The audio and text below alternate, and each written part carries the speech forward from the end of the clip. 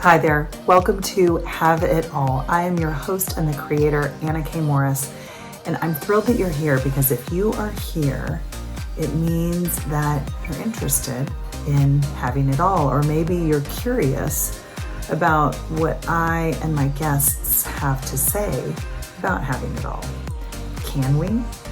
Do we know what it is that we want? And once we get it, are we wise enough to know that we have it? And are we worthy enough to hold on to it?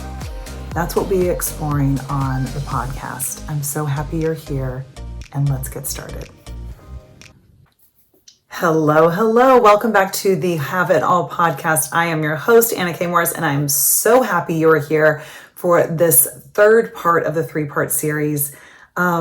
And we are going to dive right in with the whole concept that I ended the last episode with, which is resistance, right? So said a different way, and I'm going to teach you this specifically in regards to journaling, and open the doors to my Journal Your Guts Out course right now. So you can go to my website right now and sign up.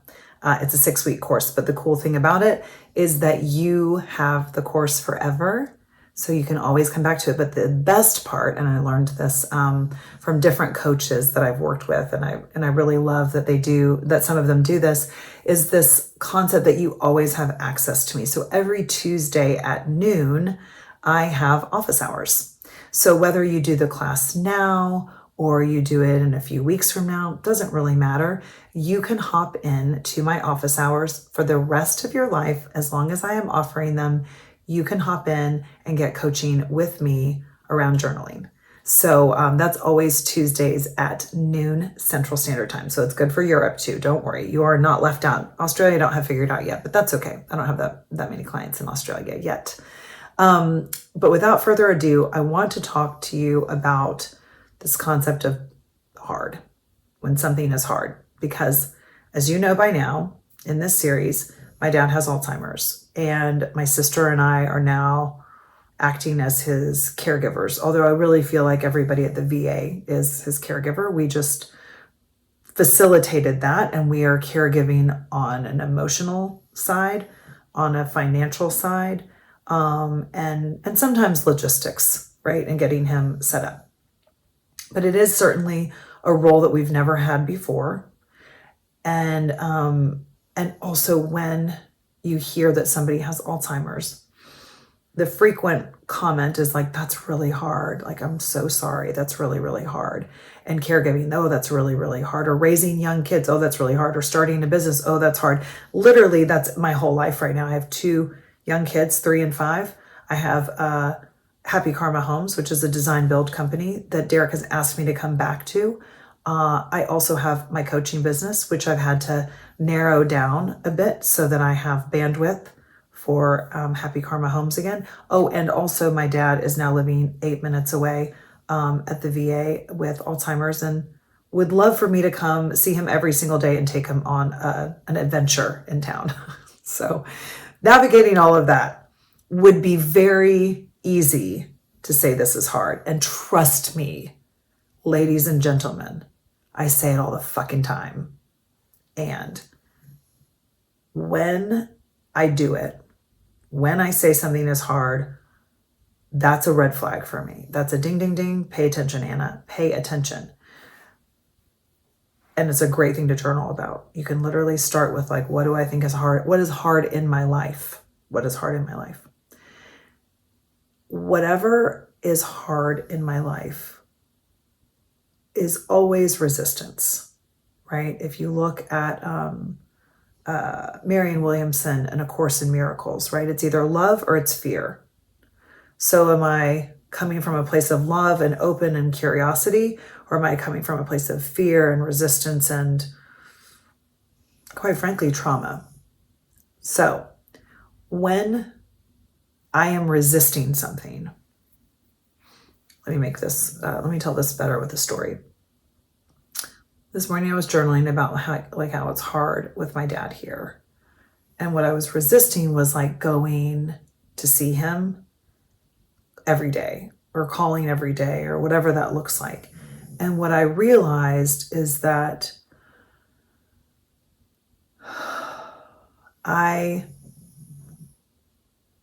am actually resisting taking care of my dad.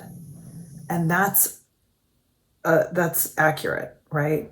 I should resist that because it's not my job to take care of my dad. I have already.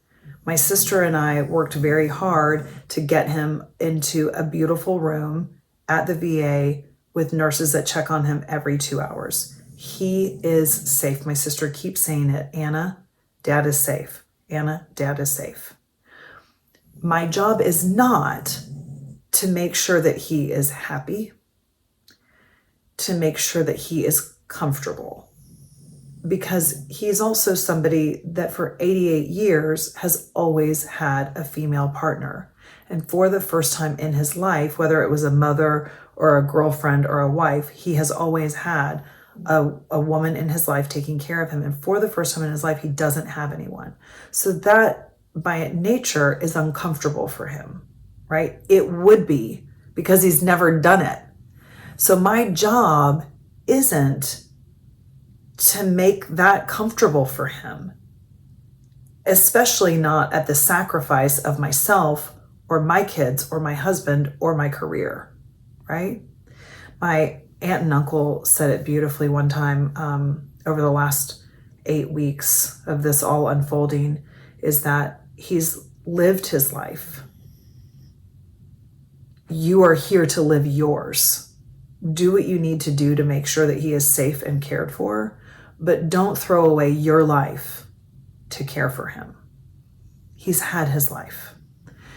And that really was the permission that I needed, because what I've noticed is when I get into this hard, like resistance, panic, overwhelm, right? So take any of that you're feeling in your life.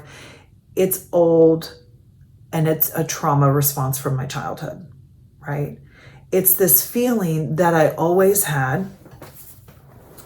So the fact that I'm having it right now is so familiar, but I always had this feeling growing up that like I have to take care of everybody, that I was always like doing this dance because my parents had, I could always just feel the tension between them. I could feel things with my sister. I'm sure she felt them with me.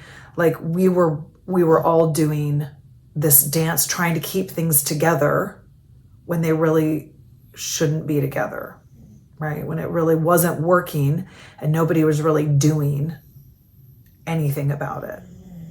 So I have this old way that I operate in my family called like, do it all, keep it all together, be perfect, handle the money, handle the care, handle the kids, handle the business, make sure you work out, make sure you cook home cooked, like all of these things. And I can't possibly do all of that. It's not fucking possible. And it's so ingrained because when I look back, I can start to see it around 4 and 5 years old. So whenever I get like that, right, I notice that I'm feeling it in my body. I notice that my chest gets really tight. I notice that I can't breathe, right? Even the speed at which I'm talking right now, can you feel it? Can you notice it? Yeah.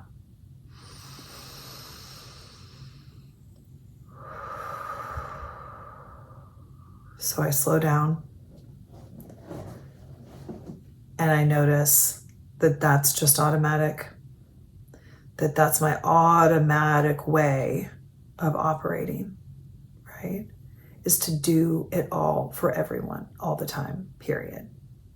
Burn out, hit a wall, crash really hard, get sick, get yourself up, do it again, go.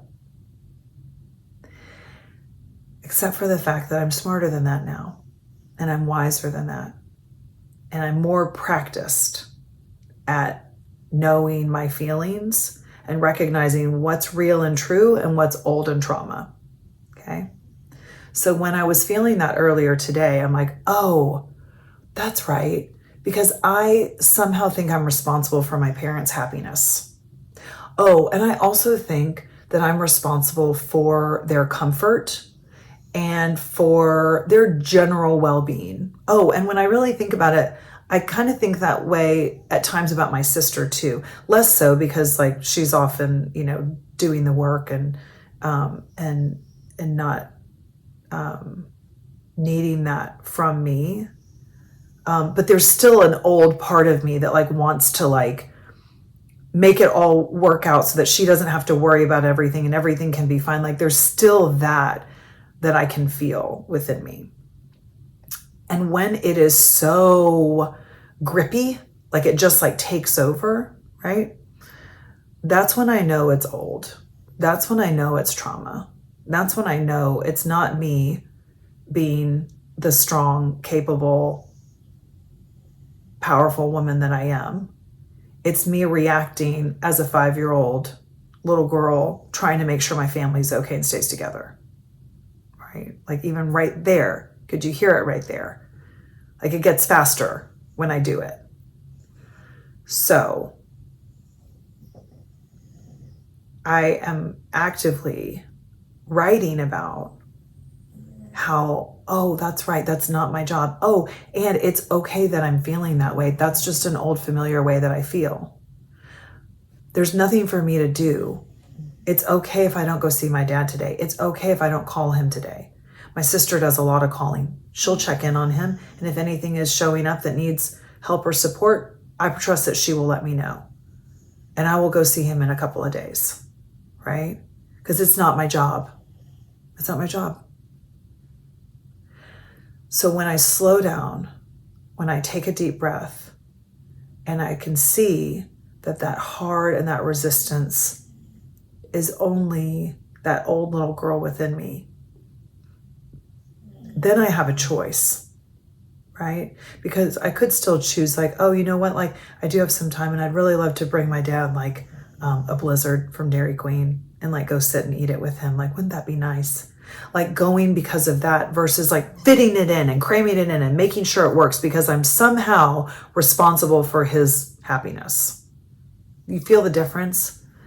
I want to be the person that shows up because it's genuine, because I'm able, because I'm available, right? Because I'm relaxed. So take a look and start to write in your journal about where something is feeling hard. And what are you resisting? For me, I was resisting being the one that keeps it all together. And then that just took me down the rabbit hole of like, why do I always think that I have to keep it together? Why am I somehow responsible for everybody? That's bullshit. How could I be responsible for everybody? That doesn't even make any sense. That's when I could start to see, oh, that's just old. That's just little girl, right? And then you can just go and talk to her and remind her that you've got it, that you're in charge, and you're going to make sure she's okay and that she's safe. And it's not her job to take care of everybody, especially not her parents. Okay? So if you want to work together, I've got 2 private coaching spots that I'm opening up for the summer. Oh, I have a tickle in my nose, sorry. 2 private coaching spots that are available.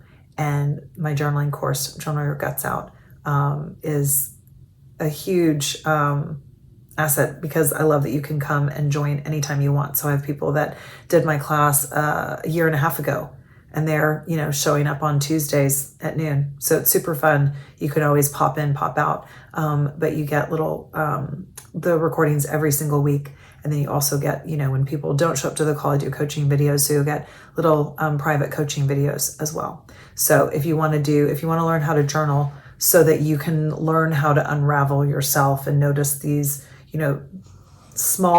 seemingly small things that are actually like big aha moments, I would love to have you there. And the doors are open. It's annakmorris.com. And then the banner at the top is Journal Your Guts Out. Okay. I love you, and I will see you soon. Bye. Thank you so much for being here. It is an honor and a privilege to have this conversation with you as we expand in the world. What is it that we want? Do we believe that we can have it all? I hope this episode gave you some insights and some things to think about, and most importantly, some actions to go and take in your own life. If one of those actions is reaching out to me, I'm so thrilled and honored. You can always find me on my website, annakmorris.com, and you can always send me an email, hello@annakmorris.com. DM, texting, if you have my number, any of that is great too, and I would love to be in touch with you and help you have it all. I love you, and thank you so much for being here.